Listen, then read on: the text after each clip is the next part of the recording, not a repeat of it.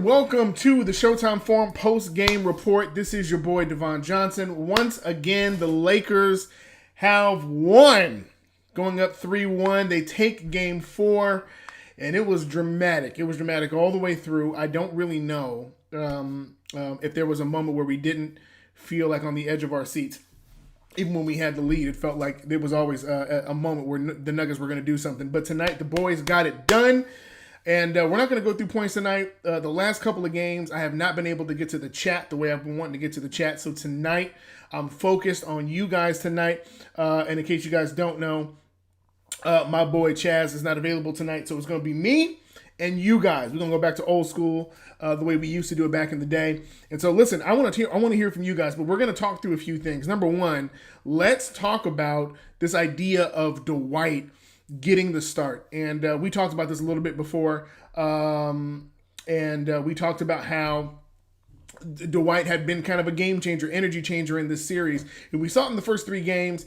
And once again, Coach Vogel making adjustments as we've seen him do. Sometimes he does it a little bit too late. But tonight, he started off with Dwight. And to be honest, between Dwight and AD in the beginning, there really was nothing that the Nuggets could do.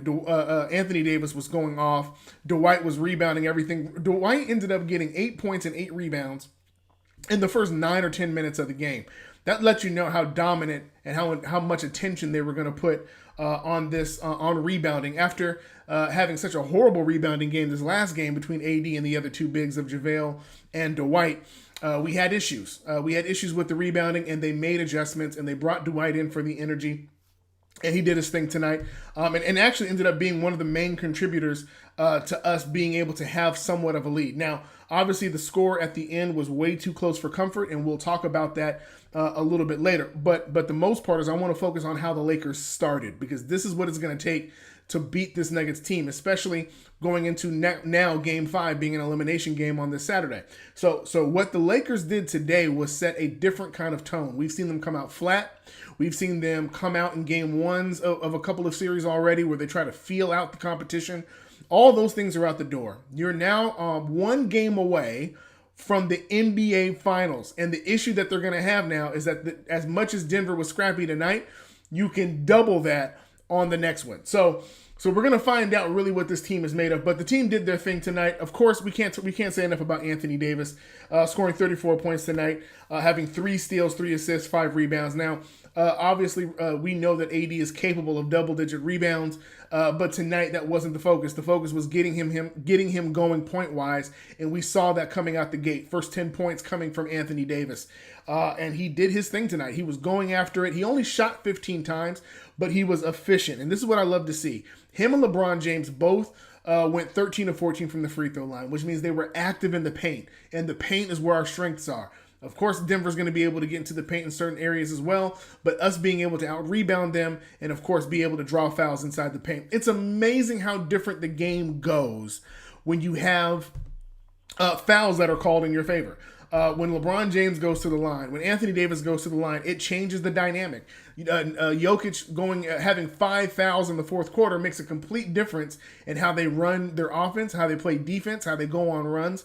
And so it makes a difference. And so you can tell that this is going to be a game going into the elimination game now for the Nuggets. It's going to be a game about foul trouble. It's going to be a game about rebounding, and it's going to be about how do we stop the surge. The Nuggets are going to go on runs. I can already tell that's going to be a point of emphasis when we talk in the chat tonight.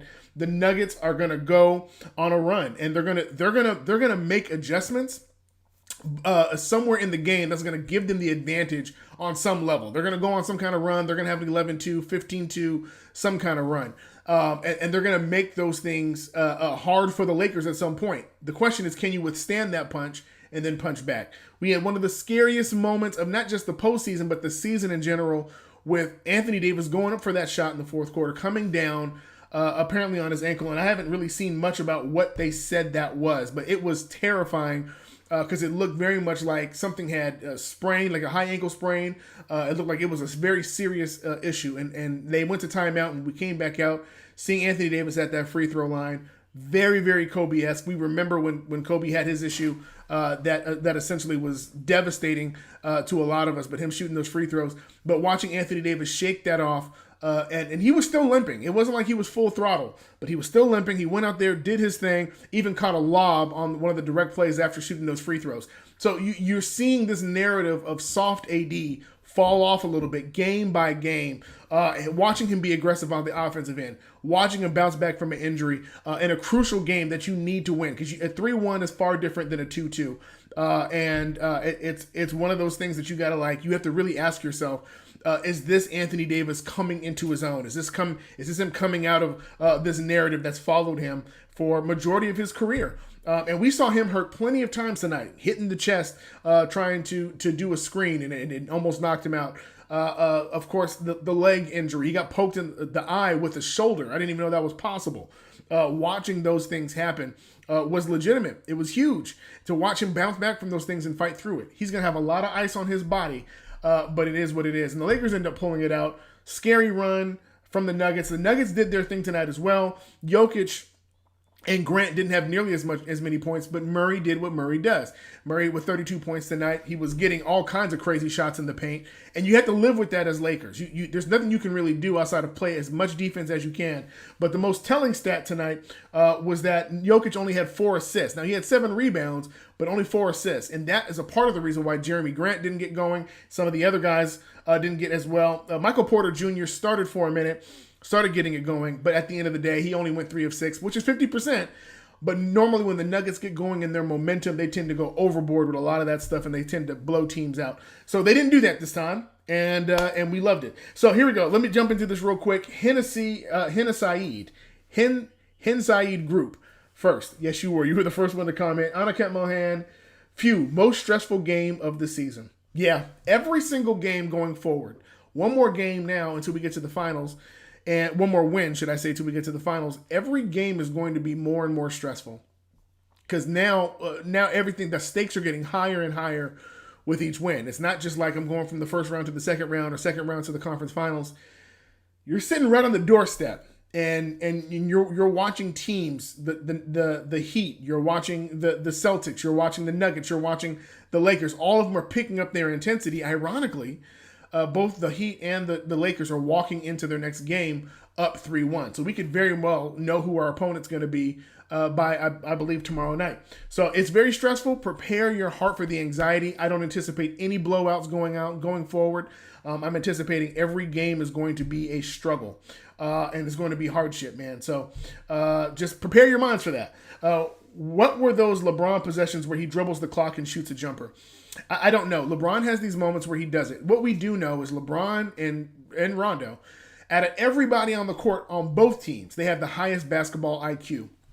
Only thing I can think of, outside of trying to wait for a play to develop, is he's trying to size up, trying to see if there's going to be something that's there. There's an incredible clip that was put out, Iman Shumpert put out today, that talked about playing with LeBron, especially in championship moments, and watching his IQ develop on the floor. And him and Rondo, LeBron and Rondo are constantly communicating, and they're actually telling the team what the other team is getting ready to do and what the player should do. But in these moments where he's just dribbling, you don't see him talking, you don't really see him communicating. Generally, when he gets cross court, he'll point and he'll say, he'll tell either people to clear out, or he'll tell people to move, or he'll ask somebody to come over to set the pick so he can get the switch. But when he doesn't communicate, it's really hard to say what's going on in his mind. What we do know is that once it gets down to about the 5-second mark, he's getting ready to either drive or he's getting ready to shoot it. And that really puts the opponent on their heels. It's not good for us, because that means that everything is going to be that much higher difficulty, because they know that they're up against the shot clock. But knowing that LeBron could drive and get a foul or shoot a 3 and make it makes all the difference. Now, here's the issue for LeBron. Here's the issue. LeBron is most dangerous with with that dribble and that shooting, when he's shooting a high number of threes. He only shot 3 threes tonight and only made 1. And that one kind of rimmed in. So when he's shooting that 3 aggressively, he can really wait off the clock and then be able to drive, because they're looking for him to continue to do the heat check. But when he's not doing that aggressively, they will sag off, And tonight, it didn't really make too much of a difference because he was still semi-efficient with his shooting from the 3-point line. Going 1 of 3 is actually good for LeBron, but he was 7 of 18 from the field. That's not good. 7 of 18 for LeBron is not good when he's one of the greatest drivers of the basketball. Why don't we treat Jamal how we treated Harden and Lillard? The main reason why you have to treat Jamal differently is because Lillard and Harden were able to do one-man, one-on-one ball. That's not what Murray does. Murray does high pick and rolls. Playing the two-man game is far different than what Lillard and Harden play. And so the reason why the Rockets were able to be beaten so easily is because once you shut down Harden, you shut down their offense. It's one of the hardest parts about playing small ball. Unless you have a secondary scorer who can shoot threes or be able to keep the defense honest, which Russ was not, then you have to rely on your third scorer, which is like Eric Gordon, who's up and down and is a liability on defense and things like that. What makes this so much more difficult is Jokic is an incredible passer. So Jamal Murray is really not the focal point. Your focal point is Jokic, because Jokic can play that high screen and roll and get anybody open, and that's what you don't want. What you don't want is Jokic getting the assist going, which opens up the floor for Jamal. And tonight, Jamal got off, but look, a lot of those shots were difficult. A lot of those shots really a normal person wouldn't have made. But he's in his bag. In these playoffs, he's ascended to a new level. And the Lakers did what they had to do. But you cannot trap him the way you would trap. In fact, you're going to see more traps on Jokic than you're going to see on Murray. Because if they can get Jokic to stop the pass, then they can stop the offense from flowing in general. Jamal Murray relies on that high screen and roll to get things going. And that was from Don't Tread on Me on Periscope. I'm sorry about that. D100, my poor little anxiety. Sheesh. Yeah, the anxiety was at an all-time high. Anakat Mohan, finally, LeBron got some calls. And like I said, this is the difference.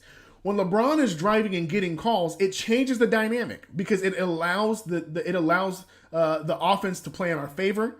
It also allows it also puts the defense on their heels, because when Jokic has 5 fouls, he cannot play aggressive because they know they need him on the offensive end to run. They know they need him on the offensive end to be able to do the things that he's doing, to be a playmaker and the assist maker. When he's in foul trouble, he has to play off on defense, and it becomes essentially a 5-on-4 game for the Lakers. And so when they're calling fouls, it makes a difference in the game. I'll put it this way: when the Lakers are winning, it's generally when LeBron is getting the calls that he deserves to get. And there were a couple that they missed on him. But what I also want to point out is not just what LeBron got on offense. I want to point out what LeBron did on defense and how in the fourth quarter he made the decision to pick up Murray. Now, Murray, obviously there are a few calls there where Murray was trying to go in and LeBron just literally was playing incredible defense. The one call that Murray got on LeBron's hands weren't even up. LeBron put his hands to his sides, and Murray tried to go against that brick wall of a grown man named LeBron Ramon James, and he couldn't do it. And they called a foul. They bailed out Murray on that one. But for the most part, LeBron played incredible defense. He knew Murray was going to try to sauce him up, but he stayed patient, wait till he got to the paint, and had some incredible stops on Murray when they were trying to get their mojo going. Let me see who else here. Adele Dato, my favorite post-game show and favorite host. Let's go, Devon. Thank you. What's going on? Can't beat LA. Adele Del Toro, man. That's my brother from another mother. 24K Petty, thank you for always holding my hand. You and Chaz are my emotional support. Hey, hold on. I think Chaz is available. Let me bring him in. Let me see if I can bring him in. I think he just texted me. His phone died. That's why he wasn't available. But I think he's good. But yeah, man, Chaz is my rock, man. He's the dude I normally rely on. Let me see if I can get him in here real quick. But yeah, man. I listen. This is what I know about the Lakers. They're gonna give you the drama. They're going to give you those moments that make you go, I don't want to deal with this. This is horrible. I'm tired of this. How come they just can't close out the game? They're going to give you those moments. But the truth is that most of these teams that give you championship runs, with the exception of like the Warriors and things like that, they are believers in themselves, but they also know their limitations. And so there's moments they're going to give you drama because their limitations are going to stick out. We did not defend the 3 well tonight. Especially on those runs. If you look at the amount of threes that they scored tonight, the Nuggets shot 35% from 3, and they only made 10 out of 28. Okay, so in that arena, it's all right, it's cool, it's decent, but we did not defend the 3 well when it mattered, and so the Nuggets were able to go into the fourth quarter on a run. It should have never been. There he goes. There goes my boy. It should have never been a 3-point lead going into the fourth. That should not have happened. But our weaknesses are going to be the perimeter. It's a reason why the Lakers are not the odds favorite to win the championship anymore. It is now, according to sportsbooks, the Heat. Because the Heat have 3-point shooters everywhere, and the Lakers are being exposed on our weaknesses. Now, I'm not going to get ahead of myself. I'm not even going to say that Boston can't come back, because I'm sure they can. But at the end of the day, every team is going to have a weakness. Hold on, let me get my boy off of here real quick because he's trying to get himself together. So that was that. So let me keep going so I can get as many of these as possible. Adele Braun put the locks. He put the clamps on him, boy, on Murray. Love that. Some Kobe-esque stuff from LBJ right there. Absolutely. And what I love about LeBron doing this is it's obvious LeBron's defense is not what it was 10 years ago, right? He's had some years in the league, right? Excuse me. He's had some years in the league. And this man is saying, I'm making that my assignment. Now, I'm not comparing this to anybody else who's played in the playoffs, but let's just stick within our franchise, as Ardell said. This is the stuff that Kobe did. This is the stuff that separates you as not just a superstar, but a legend within your own franchise. LeBron's only been here 2 years, okay? Only been here 2 years. It's obvious he's not going to have the same Laker lore as a Kobe who's been here for 20 or anybody else who gave significant years to this franchise. But what we are looking for is the time that you're here, are you giving us moments that are significant, that things that we can point back to say, that was a defining moment in your career. And I know this sounds crazy because LeBron didn't go off for a huge triple-double and none of that stuff. But what does matter is that when it got to the fourth, and it was time to do something to stop a run and to stop a main scorer, you saw LeBron pick up those duties. And be able to drive on the other end. And here's what I love. LeBron was making free throws in the fourth quarter. That's important, man. He only missed one free throw tonight. That's incredible. That's incredible, man, to watch that happen for LeBron and for him to pick up his... I'm sorry. I take that back. He missed 3. He went 11 to 14. That's still great for LeBron, especially with him being so active in the paint. But him doing his defensive thing and him being able to still handle the offense is amazing. And that's what we want to see from our guys. Let me bring in my boy Chaz right now. Chaz, I'm glad you're here, sir.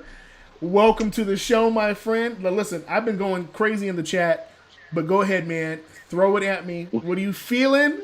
Where are you at? Just relief, really, overall.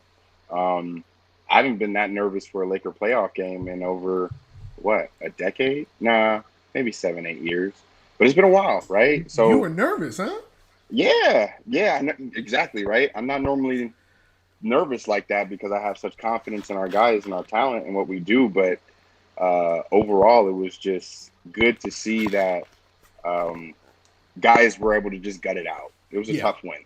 Sometimes it's not going to be pretty. It's going to be ugly. It's going to be feisty. And it's going to be playoff basketball. I mean, this is for a trip to go to the NBA Finals. This is to get a world championship at the end of the day and collect those bonuses. Yeah, you know what I mean. So, really, at the end of the day, I'm proud of AD for toughing it out. I thought, to be honest with you, I thought that was Kareem in Game 6 of the 1980 NBA Finals, where Kareem just kind of came down and couldn't play that next game. Yep.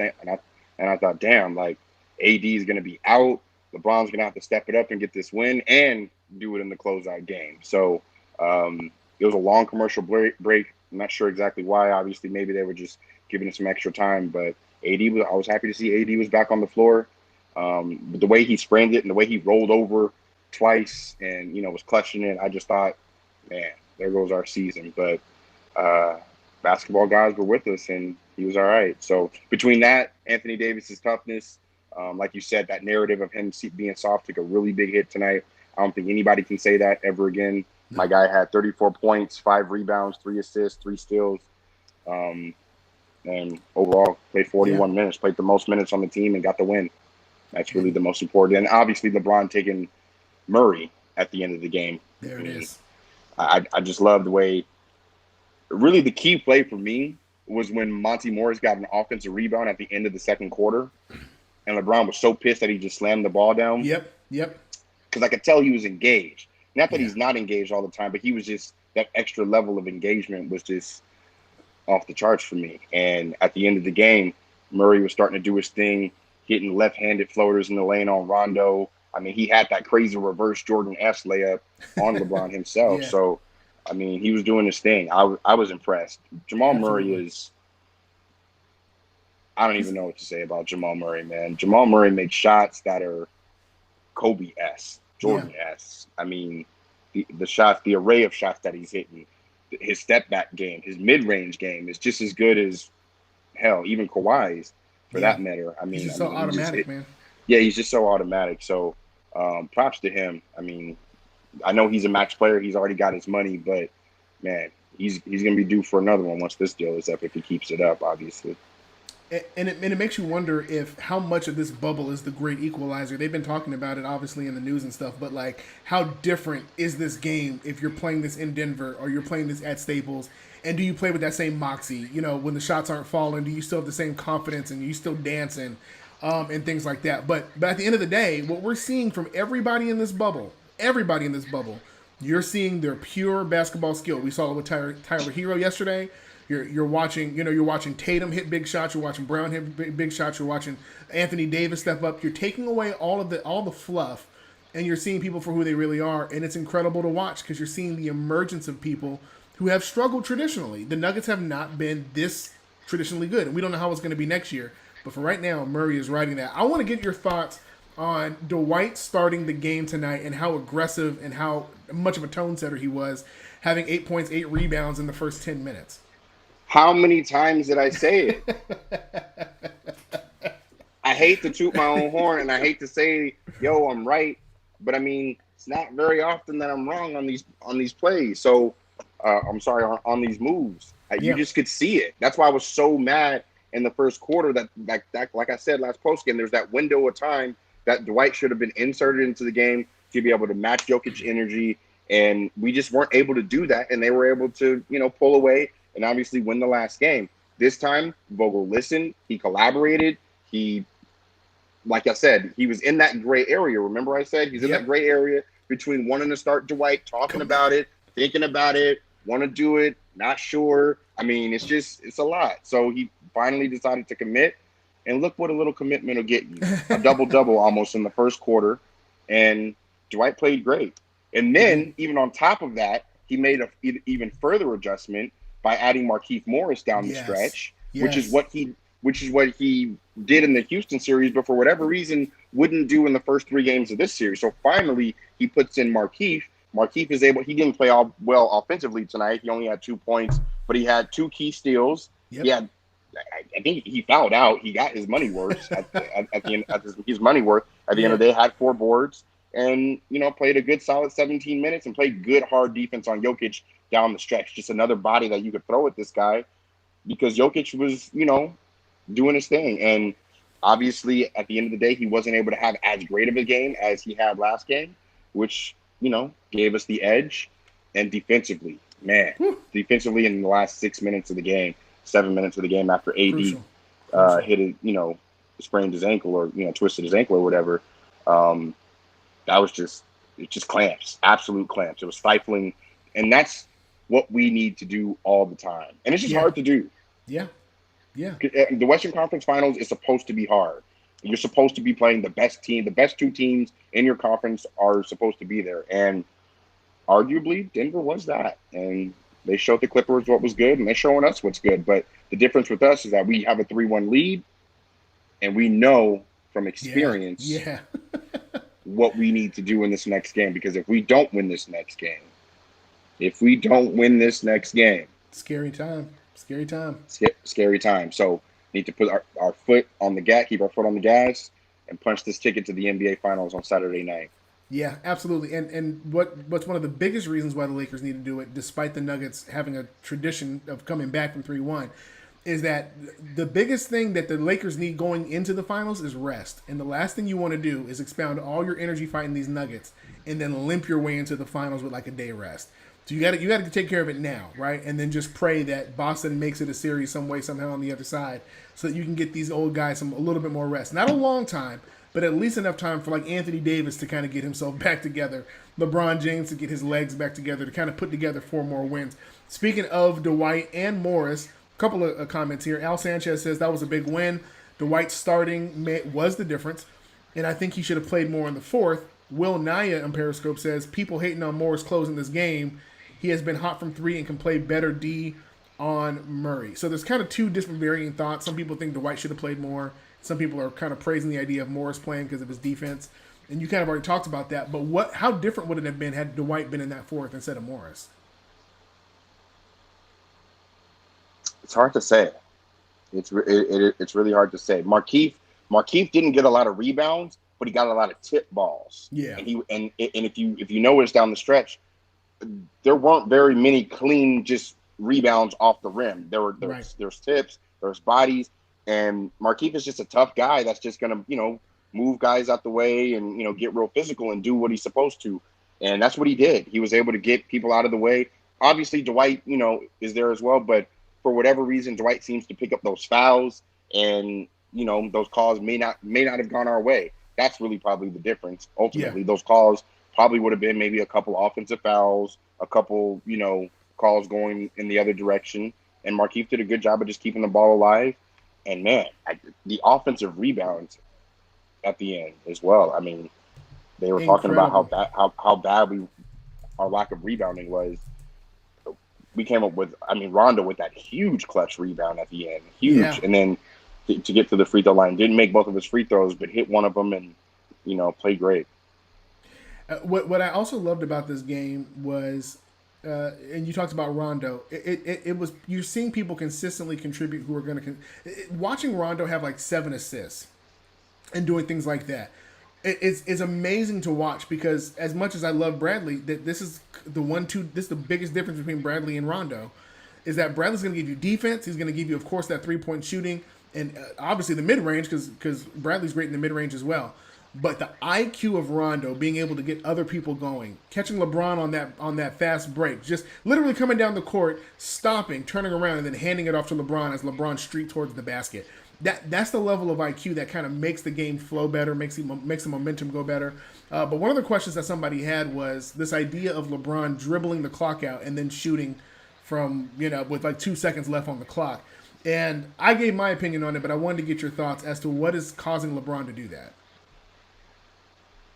You said dribbling out the clock and then shooting. Just shooting like an ill-advised jumper or a three-pointer or whatever, but just not moving. Because Vogel's got to get a little bit more creative with the offense, because what happens is guys get in certain positions and there aren't plays being ran, and LeBron just has the ball at the end, and guys are kind of standing around watching instead of moving, cutting, because they know the ball's supposed to be in LeBron's hands at the end of the day, or at the end of that possession, and you're waiting for him to make a decision because he's the guy that's going to make the offense go. So ultimately, if guys – Denver's playing good defense. They are. That's really, just to give you just a flat out answer, Denver's playing good defense. They're not letting guys get open, and they're forcing LeBron into shooting a jumper that, I literally thought to myself, he took a jumper that was maybe 16, 15 feet. Yeah. And I thought to myself, like, damn, Kobe would have made that. Like, that would have been money. And it's just natural. I'm not comparing him. It's just two different games. For watching him all those years. Yeah, two different games, but just to see him miss that, and the defense and Jeremy Grant just to be backing off of him so far was just like, all right, because LeBron just didn't have his jumper working. He still put up obviously 26, 9, 8. I think he only had 2 turnovers tonight, which was much better. Actually, 0 turnovers. Oh, get out of here! 0 turnovers. That's unheard of. Yeah, that's unheard 0 turnovers. He was a +8. Shot the ball well from the free throw line, like you said. 11 of 14. AD only missed 1 free throw. 13 of 14. It looks like that memo to the league ended up working, because he got to the line 14 times tonight. And I'm not mad. And there was a few calls that he really didn't get in the first and the second half. There was a few calls that were just like, damn, like, okay, all right. You basically have to take his entire hairline off in order to get the foul, because every time I see him get fouled, a piece of his hair is sitting in the wind, and I'm like, that's how hard that man has to get fouled. That his hair has to be wrong. Hey, you wrong. Hey, you wrong. Ref. Here's a very interesting stat. Lakers and Nuggets have scored each 325 points apiece since Game 1. Wow. As of right now, going into Game 5 on Saturday, we have both scored 325 points. that lets you know how tight these games really have been. The record of 3-1 is really more about trying to get out of this round. But if you talk about how hard the fight has been for 3-1, you're seeing it in that stat right there. Here's another thing that's going to be great, and I want to get your thoughts on this. This comes from Darius Serrano on Forum Blue Gold on Hey, Twitter. what up, Darius? Yeah, man. He says Lakers game 4 starters of KCP, Green, Braun, AD, and Dwight. 17 minutes together, 143.3 offensive rating, 116.1 defensive rating, plus 27.2 net rating. Now, obviously, this is with this series and this game because Dwight. This is the first time that Dwight has started. But do you think Vogel goes back to that, seeing these numbers with that net rating? Do you think Vogel goes back? Okay. Absolutely. Kind of have to leave Danny Green in the game by default, but Danny Green is not getting a lot of playoff run because he is just playing terrible. He just is. I mean, he was 1 for 6, 1 for 4 from 3, no free throws. I mean, just not somehow he was a plus 12, but overall, I mean, he's not playing well. If he was playing well, he's playing just as much as Markieff Morris and Kyle Kuzma. Right. He's playing bench minutes. Right. Really. Like, he's not playing $15 million a year playoff minutes right now, realistically, because Vogel he can't count on him like that. He's missing wide open threes. He's taking ill-advised shots. I hate to get on my man, but step it up, bro. That's it. KCP, my man stepped up tonight. My man played 34 minutes, shot 5 of 12, only shot 33% from 3, but played well, hit big shots, made big plays. So, and Dwight, obviously, what can you say about Dwight? Just giving you 12 and 11. I mean, the guy was just full of energy. He probably could have contributed even more, but Markieff was doing a good job defensively. So I'm okay with that. I'm very proud of, like I said, Vogel's adjustment on that and him starting Dwight. And yes, to answer your question, he will start Dwight in the next game. I really hope so because Dwight looks ready for the moment. A few more comments here. Saturday will be the most intense game. Denver is right where they are comfortable at, down 3-1, and will play free. Anakat Mohan, I want to say this because this is going to be a different 3-1, and this is my thought. Like I said, first round 3-1, you fight back. Second round 3-1, you fight back. But there's a different level of pressure knowing that the finals are just on the other side. And decision making becomes different when there's more at stake. The refs it really depends on how the refs are going to call it. And then here's the biggest thing. The Lakers have not put together consistently good play this entire series. You can't say that there's been a game where from start to finish they were just killing them, right? But we know they have the opportunity to do that. So for Denver to scrap as much as they have, they're scrapping against a Lakers team that really has not played its best basketball, right? So the question is that if the Lakers turn on and play their best basketball, does Denver stand a chance in Game 5? Absolutely. What do you mean? The Lakers played a good game, not a great game tonight, and they almost lost. They could have easily lost that game. There was very many times they could have lost that game, but they held on to the rope. They didn't let it go. They did what they were supposed to. They got the win, and that's all that matters. Sometimes, like I said, wins are going to be nasty and feisty, and that's just the playoffs. I don't care how many points guys put up. I don't care what your plus minus is. Like, at this point, stats and all those numbers and stuff, like, yeah, we're looking at them and we're giving you just as a frame of reference. But overall, as long as you get the win at this point, a win's a win's a win's a win's a win. That's all that matters. And a championship's a championship, and a Larry O.B. is a Larry O.B. So that's my feelings on it personally. But we have to give you a frame of reference and tell you kind of what happened in the game, especially if you guys didn't watch it fully. And, that's why you guys are tuning in to see what we thought. And you guys are jumping in the comments to let us know anything that we missing. So give me something else from those comments, Devon. I'm almost there. We have almost 75 more comments to go. But I want to throw this one at you because this is great. Al Sanchez, Morris is better than Kuzma. He needs more minutes. Quick take on that. No. You think Morris needs to still play the minutes he's playing? And defensively, yes. Not sure why Kuzma didn't get much run in the second half.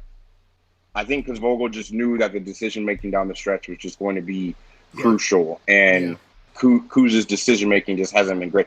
I don't think he shot over 50% in a game this season. Mm-mm. I mean, this series. He has not. He has not. He absolutely I has don't. not. He was 4 of 11 tonight.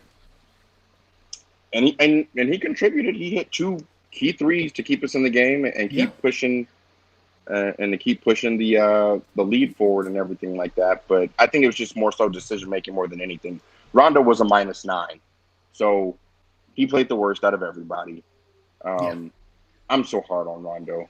I am. I really am. When you look, when you look I at don't his, get more mad at anybody else making a mistake more than Rondo. Like I tweeted out tonight, he takes 2 steps forward and 2 steps back all the time. He hit when he hit that 3. I'm like, no, yes, like don't know what to say. it's a love hate. It's a love hate relationship with Rondo. But I mean, man, like if I you said, look, a win's a win. if you look at his stat line, though, it looks crazy because it looks great. 7 assists, 11 points, 4 or 6 from the field, and 22 minutes with 5 rebounds. I mean, you're looking at that and you're going, and 2 of those 5 rebounds were offensive. So you kind of look at it and it's like, man, but you're right. Sometimes the numbers don't give it all the way through. Sometimes it's about the decisions and the timing and when it happened. Because to be honest, if Rondo's playing at maximum efficiency, he would shatter these numbers. He would have double-digit assists. He would shatter these numbers. But the truth is that he has these moments where I think he overthinks the game, and you're right. I'm going to give you lightning round questions, and you can answer them the best that you can. Jamal Murray is going to be a top 5 player in a couple of years. Some of them moves were spectacular. Jamal Murray a top 5 player in 2 years? No. Okay. Close, all-star, but not top 5. All right. Giannis is look. Let me just say this really quick. Harden's not in my top 5. Who is Giannis your top 5? isn't in my top 5. LeBron, KD, when healthy. Kawhi at 3, Steph at 4, AD at 5. Yeah, I don't think you beat that team. You can't. I mean, you can get into the top 10. Paul George isn't even top 5. You know, like. Oh no, I wouldn't put him in top 5. No.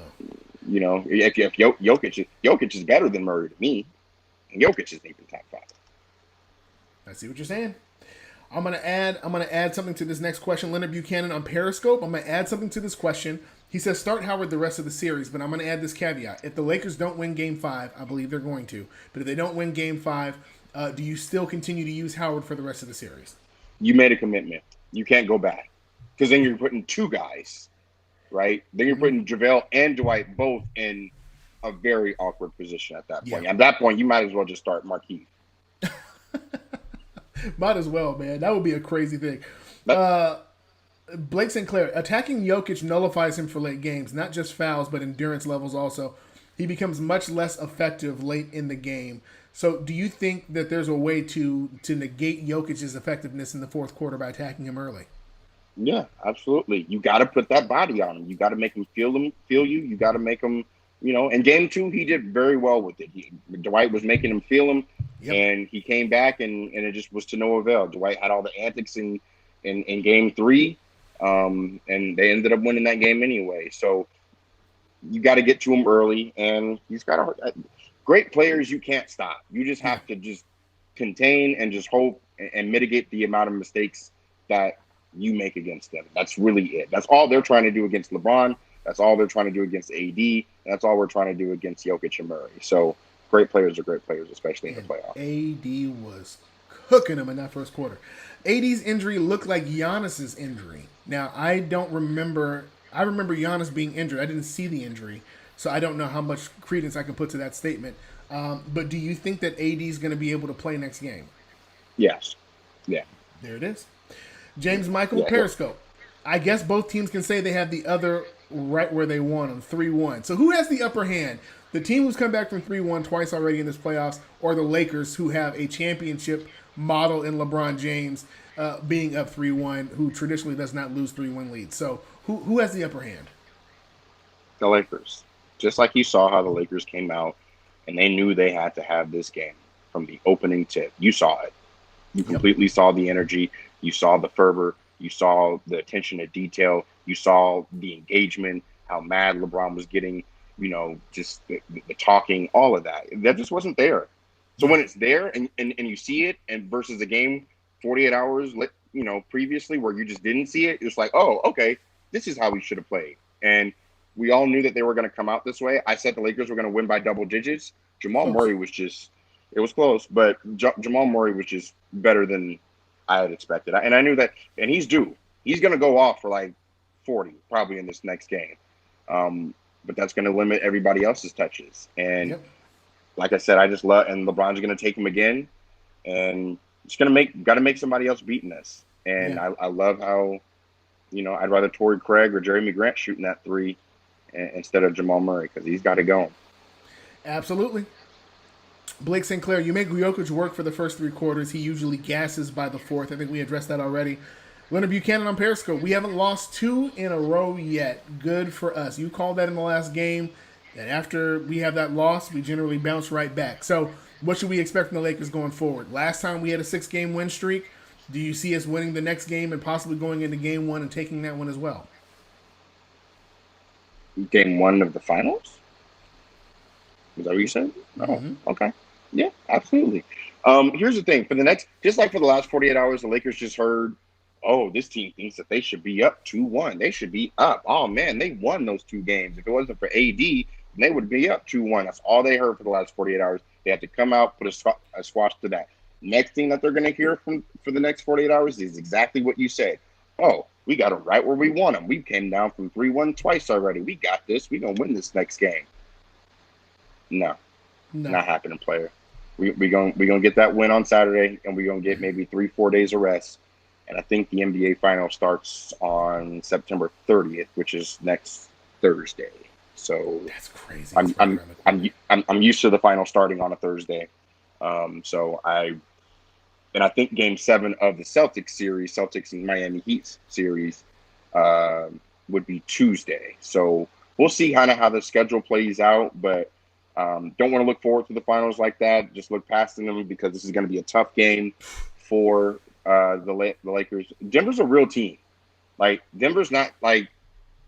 Yeah, this is not a Cinderella story. Denver could have went to the conference finals last year if they would have won that Game 7. If C.J. McCollum didn't go off and was hitting step backs in Jamal Murray's face. Like, if a few of those step backs don't go in, they win that Game 7, and they're in the conference finals against the Warriors. And that series probably would have went 6 or 7 as well. So Denver's a real team, and the Western Conference Finals is not supposed to be easy. And they're making us work for every bit of what we got. And I'm proud of the Lakers for showing what we're made of and coming through when it's winning time. Showing some heart, man. ZP.UA, hi, Ukrainian. So we have somebody from Ukraine. Good to see you. Al Sanchez Rondo with 11 and 7 rebounds was huge. Lakers in 5. Do you think the Nuggets are a tougher matchup than Heat versus Celtics? In other words, Heat or Celtics. So do you think that this is really the biggest test the Lakers are going to have? And if they come out of this series, do you think the Heat or the Celtics match up as the same? I want no part of Pat Riley, Eric Spoelstra, and that Heat team. I just don't. Don't. I want I want Little Kimba. I want Jason Tatum.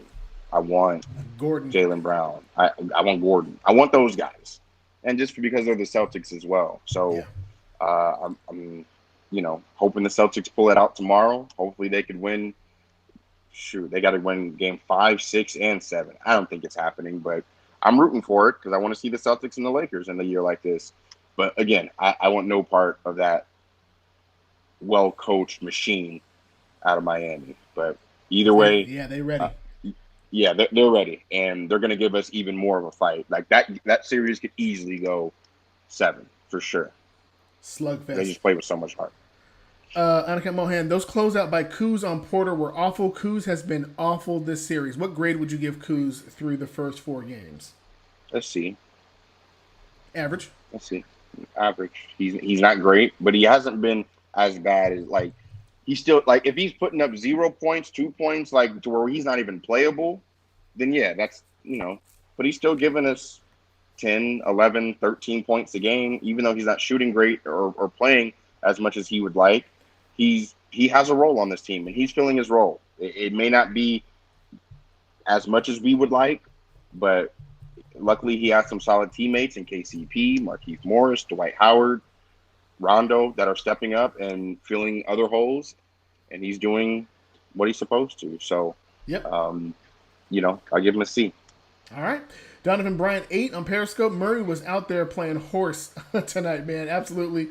D.L. Johnson, what's the deal with the Lakers slowing to a crawl at the end of quarters? We do see the change in pace when we tend to close out quarters. Is that intentional, or is that them responding to how the offense of the other team is going at them? I mean, it's just defense. Sometimes we just miss assignments on defense. Like there was that, like Rondo had that lane violation that gave. I keep talking about this play. This play was so key. Like I keep talking about it, but I just wrote it down as one of my notes because Monty Morris just. I mean, in Rondo's defense, the ball bounced exactly to the place. Like even if he did box him out, Monty Morris is taller than Rondo and is probably going to get that rebound. Alex Caruso was to the right of him and was really going more towards the shooter, but was in no man's land, didn't box out the shooter and didn't box out Monty Morris.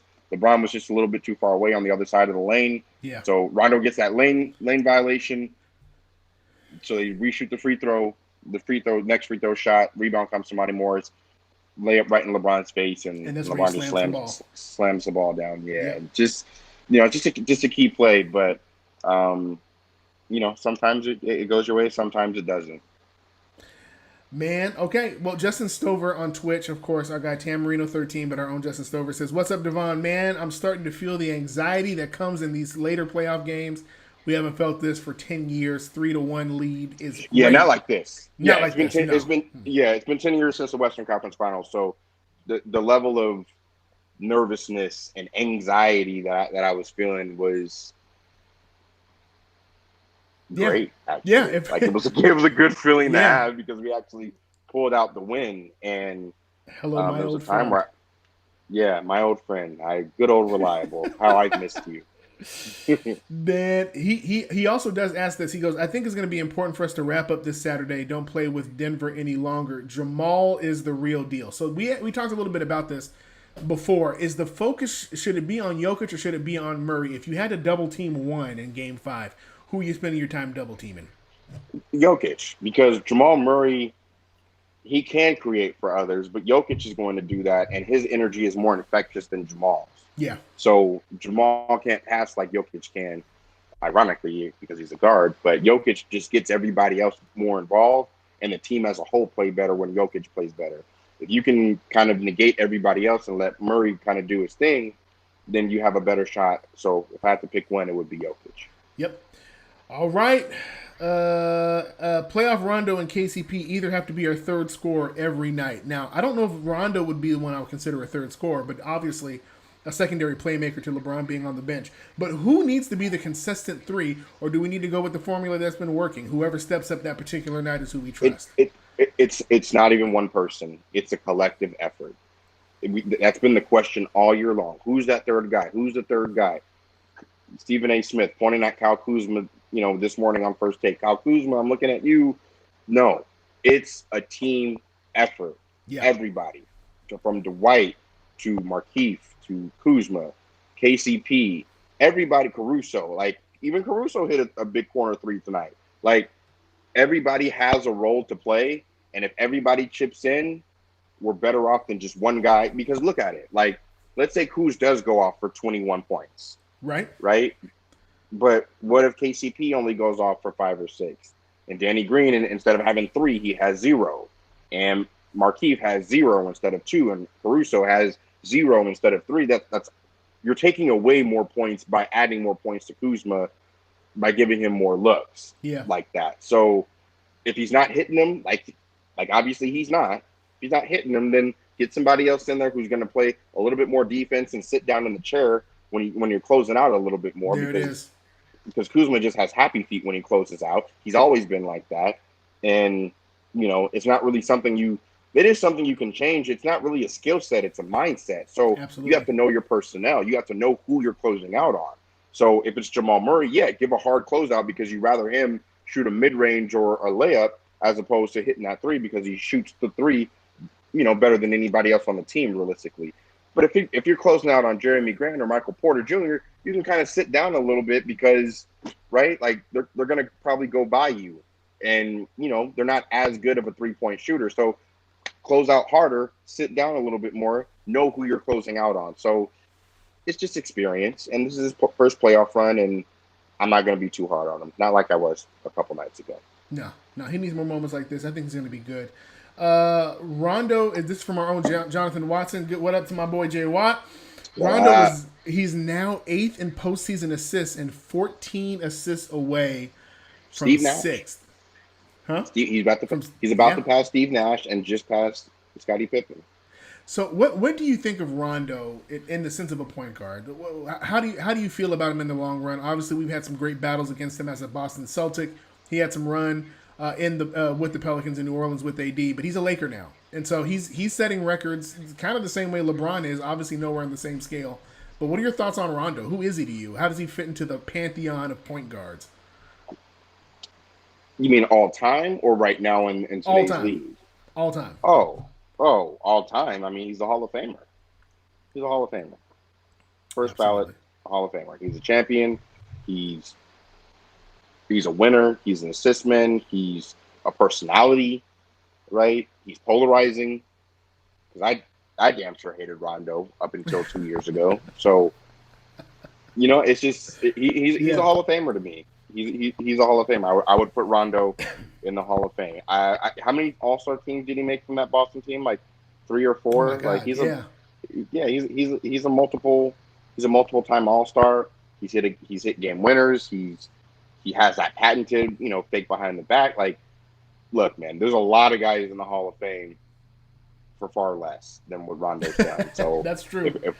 so I can get on Rondo for right now in today's game, but all time I can't say nothing about Rondo. Rondo's a first ballot Hall of Famer on my ballot. Agreed. Okay, Jason Jeter asked this question on Periscope. What did you think of the game closing lineup with Morris versus Dwight? I thought that was a little bit odd. We talked about this a little bit before, but help our boy Jason Jeter out with that question. Marquise just played great. He had a strong base. He was able to get up under Jokic. Jokic wasn't able to power over him for easy buckets, even though he had a few. Marquise just gave you an extra body to throw at Jokic to give some rest and allowed you to go a little bit smaller to have a little bit more versatility on the offensive end as well. Yeah. So that's the reason why. And you just go with the flow of the game sometimes. Absolutely. Absolutely. I want to give a shout out to Jason. He said Devon and Chaz are those dudes, man. We appreciate that. Appreciate Lakers, y'all. Lakes LCC. I hope I'm saying this right. He's had a lot of commentary. Doesn't really feel very positive, but I want to kind of throw some your way. He basically is saying LeBron is old. Now, with that being said, obviously we've seen LeBron play better games, but let's not poo-poo what he did tonight, going for 26 points, 9 rebounds, and 8 assists. And like I said, shooting fairly decent from the free throw line at 11 and 14. So what do you think of LeBron's performance so far in this series? So here's my thing. I keep going back and forth in my head about I keep trying to compare LeBron to his last playoff run. And his last playoff run in 2018 might have been his individually his best playoff run. Agreed. Like, he didn't have anybody. Like, he had Kevin Love, and that's about it. Like, he had Tristan Thompson, who's not an all-star. He had George Hill, J.R. Smith. Like, J.R. Smith played big minutes on that team. Like, how J.R. Smith is getting no run right now. J.R. Smith 2 years ago, 2 playoffs ago, got 30-plus minutes a game. Yeah, he was getting Rondo minutes. More than Rondo minutes. Yeah. Rondo played 22 minutes. I guarantee you, JR was playing 30 plus. So I keep going back and forth to okay, I'm not seeing that LeBron, but then at the same time, he has a much better team and he doesn't have to do as much. So, but at the same time, I'm still waiting for that Game 6, 2012 in Boston, 45 and 15 LeBron. But I know that's not. I mean, that's 8 years ago. That's 8 years ago. He's not that player anymore. But I believe he is still capable of it because, he's given us a 30-point triple double. But, we're one game away from the finals, and based on if we face the Heat, which is we're both up 3-1 right now. I mean, it's pretty obvious that it's more than likely it's going to be the Heat versus the Lakers. You're going to need a few of those performances against that Heat team in order to win the championship. So I'm okay with it. If it takes only maybe 1 or 2 in the next series for him to do it, great. But Yeah, LeBron looks old. Like, no, I don't. I wouldn't say he looks old. Does he look older compared to what Yeah, I'm comparing him to in my mind? Yeah, absolutely. But still I, transcendent. more than anything, he's still going to get by you. He's still going to lock you down. As we could see, he locked down the hottest player in the bubble. He was hot Jamal stuff Murray tonight, could. man. Jamal Murray was cooking KCP, Caruso, Danny Green, even AD, wetting it in AD's face multiple times. But as soon as you put LeBron on him, LeBron came with that two-handed block like he had on Reggie Jackson in that Clipper game. Where you can lay it up on either side and I'm going to block it. Like, he locked down Jamal Murray, and that was the Absolutely. difference in the game because Jamal Murray was, man, when he hit that left-handed floater that over Rondo, I was like, all right, man, like, or even that going to the baseline, fade away over AD to swish it. Like, come on, man, like That's real these talk. shots are just They're insane. unbelievable. They're insane. And this is the way I look at any player. I ask myself, would I rather have this player on my team or would I rather face him? Would I rather him be on the other team? And when I look at it that way, I go, there's no team that I can think of where I'm like, man, like that when they look at us, they would go, oh yeah, we'd rather see LeBron on the other team than have him on ours. Every team would rather have LeBron. Period. I don't care who you are. Period. You want LeBron on your team, and so it shows. He just does so much. It, Just does so much. and here's one thing that they brought up today on a lot of sports talk shows. It was about the chemistry and about how he leads a team in these moments. That's the stuff that you don't see. That's the stuff that's not present on highlight films and stuff like that. That gives guys confidence to go forward. You better believe LeBron had a conversation with AD and said, "I need you to eat. I need you to eat as soon as we get into that game." Do you think? And he did. And he ate. Do you think it was by 66, coincidence? 12 points right off top. Off top, man. First 10 Laker points came from AD. And listen, these 12. were not easy points. Yeah, 12. Yeah, these were not easy points. These were points that they were like, once he got the first two, they started coming at him hard. Didn't matter. It didn't matter. Yeah, he was eating them alive. And that comes from somebody who has the clout to tell you, I need you to eat. That's the bottom line. And you better believe that somebody had that conversation with him, and it had to have been LeBron. Rondo and Bron, I'm sure. Yep. Somebody asked, don't try to me, what do you think of AD's lackluster effort on defense? He wouldn't protect the paint. I don't know how not to as feel many. about that. I feel the exact same way. Did anybody have any blocks on this? On Caruso had KCP. one, KCP had one. None of our big guys, Dwight. I'd like to know how many blocks that Dwight, JaVale, and AD have combined in this series. I'm willing to bet it's less than 5, maybe even less than 3, realistically, because Agreed. JaVale has not protected the paint. That's the one thing you have to do. All you have to do is to protect the rim, either foul somebody hard or block the shot or alter the shot or and get a rebound. That's literally all you have to do. And JaVale tonight, what did 5 JaVale minutes. McGee had? 5 minutes, 0 points, one rebound, 0 blocks, no fouls, no nothing. What's plus 3? But see, let me come to the defense real quick. Part of the issue, and this is part of the reason why we didn't have any rebounds before, because Jokic pulls those guys out on those high screens, unless they're playing that zone, which they kind of do sporadically. When he pulls them out, that means that the bigs now, on that high pick and roll switch, they're chasing. And it's almost impossible to get a block when you're chasing. They're not waiting in the paint as normal. That's a good point. And this is the last piece. I think if this was anybody else but Murray, if you put anybody else in that position where they're driving the way Murray does, they get in that block. But for some reason, Murray is getting these shots. He's holding the ball as he hangs in the air and doing crazy stuff. But I truly believe if we were going up against, I'm gonna be honest, even the Heat, I think we'd have a little bit more blocks just because of the way that they play. But you're right. He did have 3 steals tonight, which was good. But we know AD is capable of having a straight up block party, and hopefully that comes alive at some point. I got to get through some of these because we already hit an hour. Okay. LeBron is 16-0 when up 3-1. So Lakers are 35-1 when up 3-1 in a series. my goodness. Well, that lets you know. Cam Smith from Periscope says Lakers have about 4 good quarters this entire series and are somehow up 3-1. Love to see it. How many good quarters do you think they put together in the next game? 3. I'll give them one back quarter. Hopefully it's not the fourth, but they need to play at least 3 solid quarters of Laker basketball. That's good enough to beat this team, as we can see. Absolutely. No more dancing for Murray. LeBron put the clamps on D Million. Do you think that part of the motivation for LeBron's defense today came from Murray dancing at the end of Game 3? Yeah, I mean that, and he knows that the whole 2-2 versus 3-1 is a completely different series. No matter what anybody says, even if you say, "Oh, Denver has them right where they want them," no, they don't. You don't want to be down 3-1. That's why they try it their hardest to go up to, or at least tie the series 2-2. You don't want to be down 3-1, and ultimately they knew that. The Lakers knew that, and they kept their foot on the gas, and they were able to get the job done. One thing I want to address really quick: rebounds when you're not getting killed on the glass as a team isn't as big of a deal defensively.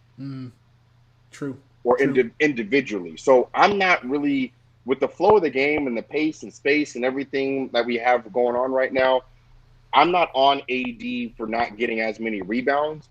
Number one, because Dwight was gobbling all of them up because he started. Right.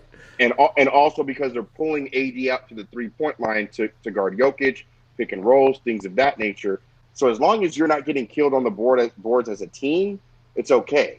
And the Lakers were a +8 in that category, a +6 on the offensive rebounds, and was able to win the second chance points and the points off turnovers. So that's the bigger key. So I'm not going to harp on AD having 1 rebound or 2 rebounds or however many rebounds he had, as much as Max and Stephen A. and Colin and Chris Broussard and Shannon and Skip and all the rest of these guys tomorrow that are going to harp on that more than anything. And that's what you're going to hear for the next 48 hours. But you just got the truth just now. There it is. I'm going to put together a comment and a question to kind of give it to you. Blake Sinclair says, Danny Green looks like he's ice skating out there. I do agree. He has almost no lift in his legs. Even running, his feet barely leave the ground. What about starting Morris instead of Danny Green?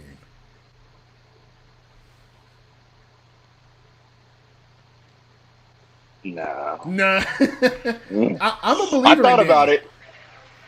I thought about it, but ultimately, no. Hold on, let me turn this TV down. Let me get through a couple of these. Pandemic P. Let's not do this today. I feel like Kobe 24/8. Kevin Angeles, Laker Metropolis here. Hey, good to see you. Why aren't the Lakers taking the ball out of Murray's hands? Is that even a possibility? No, it's not. He's their number 1 offensive weapon. So you can't just take the ball out of his hands like that, because you don't want Jokic to have the ball as much in order to create for others. Like, it's different. Like, you could take the ball out of Dame's hands. You could take the ball out of Harden's hands because they don't have that second guy that's going to create for others and make everybody else better. This team, they have that guy. That's Jokic. So you can't just blitz Jamal Murray, because then you got a 4-on-3 on the backside, and guess who's passing the ball to who on that backside? Jokic. So, no. There it is. Listen, David asks, he goes, did I miss the Trust the Prophet segment? And it's time. Guys, it's time for the Trust the Prophet segment. This is the segment where I ask Chaz to give us the prophecy of the future. As you guys know, this man is pretty much 99.9% right. His one miss tonight was that we didn't win by double digits, and I put a lot of that on them not allowing the swipe through on these foul calls as we make these and ones and they don't count them. But here's the idea. The idea now, Chaz, is that we're gonna hear the prophecy, and we're gonna hold the prophecy in our head until the next game. So what do you predict for Game 5? I predict a hard-hitting, stressed out, anxious game, just like tonight, and the Lakers pulling it out behind a LeBron 30-plus point triple-double that was efficient as well. It's going to be LeBron that really punches our ticket to the finals. Now, I don't know if it's going to come in a buzzer beater, like I said in the Laker chat. I don't know if it's going to come in a solid win like tonight. But the Lakers know, LeBron knows, at 35 years old in year 17 against a team that's already come back down 3-1 twice in this postseason, he has to play. He might play 40 plus minutes for the first time this postseason, LeBron and AD, in order to get it done. So I got Lakers in 5, and I got LeBron with the 30 plus point triple double to punch our ticket to the NBA Finals. There's your prophecy. Laker Nation, there it is. Prophet Chaz has given you the hope for the future. I actually am in agreement with completely with all of that. I think LeBron is going to probably have one of his best games of the playoff, being efficient and scoring 30 plus points. He's flirted with the triple double, I think, twice now. Since he got close tonight, but he's flirted with it. David says, no, I barely made it through tonight. Can't take another game like today. Our boy Chris Camello said he couldn't even eat dinner tonight because the anxiety was so high. But the truth is that this is a feeling we have to get used to, because even if we make it past this next one, which I truly believe we will, the finals are going to be the most stressful 4 or possibly 7 games you will ever experience in your life, because it'll be the return. This is the year where it all hinges. This is what we've been waiting on, working for. Longest NBA season, death of Kobe, pandemic happening, you're in a bubble, and you really have no idea when the next season is starting and what it's even going to look like. This is it. This is the last semblance of organized basketball that we can count on is going to be going into the NBA Finals. After that, everything is up in the air, and we don't know what it's going to look like. So it's going to be a lot of... 5 more, guys. 5 more. 5 more wins. And we said it. We said we're going to change the narrative. 1 more win to the Finals. 1 more. You're right. One more. I said it. I said it to you when I called you out. 1 more. You can't look past this team. Can't One more, and Saturday has to be it for 2 reasons. Now, there we go. Really, AD's ankle. Yes, you got to get AD's ankle is not going to be 100% on Saturday. No. So it's important that if you can pull it out on Saturday, he'll have the rest of Saturday night, all day Sunday, Monday, Tuesday, and Wednesday as well. So that's 3 full days of rest on his ankle. So, which will be key going into the final. He says he'll be fine. AD, Mike Trudell tweeted out as well as Showtime Forum, tweeted out that AD said that he's going to be fine. He has tonight and all day tomorrow to be able to get some treatment. As you could tell, he was able to finish the game. Yeah. It didn't look exactly like Giannis's because his went more down parallel to the ground. Mm-hmm.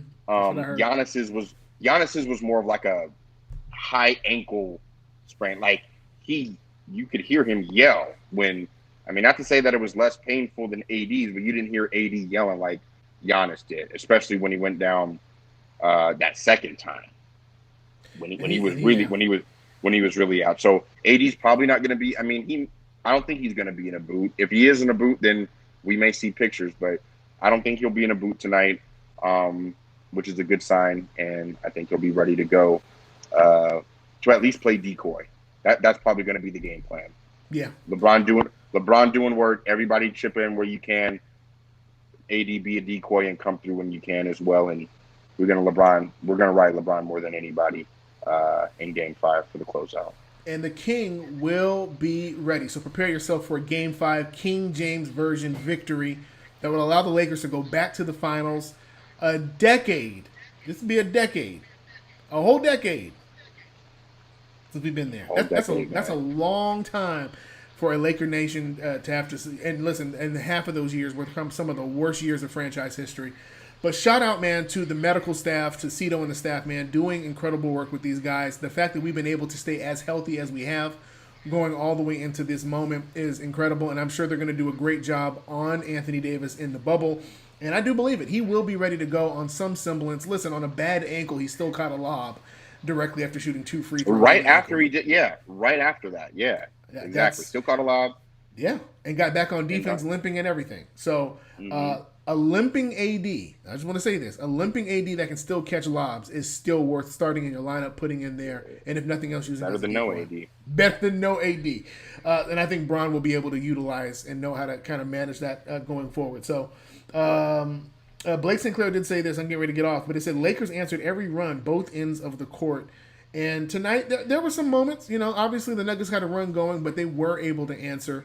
I guess my question is that should the Nuggets even get runs on this next one? On the elimination game with the Rockets, we obviously blew them out from beginning to end. That's not this team with the Nuggets. So what should we expect? How do we keep our anxiety in order when we see the Nuggets possibly get a run? I don't know how to answer that because I'm gonna be anxious too. Like they can hit shots. You know what? To be honest, I'm not really scared of the rest of their team other than Jamal Murray. They can hit shots. Grant can hit shots, but I'm waiting. Come on now. 3 seconds left. Jeremy Grant, I'm okay with him taking that shot. If he makes it, great. If not, that's who you want. If that guy beats us, if Torrey Craig beats us, if Monty Morris beats us, if Gary Harris beats us, then so be it. But you can't let Jokic get off and make everybody else better, and you can't just help off of Jamal Murray on the 3-point line in order to double somebody else. So, true. Ultimately, there's no way to say that you won't be nervous. This is Game 5 of the Western Conference Finals with a chance to punch your ticket to the NBA Finals for the first time in a decade. It's supposed to be nerve-wracking. So get over it. Do whatever it is you got to do. Don't eat dinner. If you have your vices, take your vices, whatever that may be, and get through it. And hopefully we come out on the other side like I know we will. I'll tell you right now, if we win Game 5, it's going to be a very different post-game show on that Saturday night. You're probably going to see a side of us you've never seen before. Man, you know what? Here's the deal. If we lose, I'm not going to be a part of post-game. I'm going to be at my cousin's birthday party. Okay. So I'm telling you guys that now, on air, live. But if we win, if we go to the NBA Finals, I will come to you live from the party, barring any connection or Wi-Fi issues. If my connection and everything is fine, I will come to you live. I will try and find a quiet spot somewhere in this house that I'm going to be in, and I'll come to you live, and I'll invite, and we'll have a party within a party for our win to the NBA Finals. But if we lose, I'm not going to lose. Yeah, I'm not going to get on. But you have my word. Even if it's just for 5 minutes, to just come on. So I'm hoping, I'm praying, I'm wishing, and I'm confident we'll be able to get this done. Can't wait, man. I can't wait. Laker Nation, you guys are amazing. The Forum fam, every time we hop into this chat, it feels so good. It's cathartic, man. It's good for our heart, good for our soul, man. I appreciate YouTube, Periscope, and Twitch all coming in and doing their thing tonight. Listen, Saturday night is going to be a crazy night, man. Get your rest. He just told you. Get yourself together. Prepare yourself. And the good thing is I'll be live tweeting that game as well. So we'll be able to kind of just. Oh, my man doing it all. Listen, it's going to be a one-stop shop on Saturday. But I can't wait to see. I honestly scheduled myself for Game 5 because I didn't think there was going to be a Game 5. I got cocky. But now I feel like I have a reason to tweet. And I really hope, once again, going back to Trust the Prophet, I really hope that everything comes true the way you said it. And it would be a glorious way to walk into the finals, man. So there it is, guys. We appreciate you. We're going to check you guys on the next one. Once again, Lakers take Game 4. And now they have a 3-1 lead, hoping to do what no other team has done in the playoffs. And that's eliminate the Nuggets after being up 3-1. We'll catch you guys on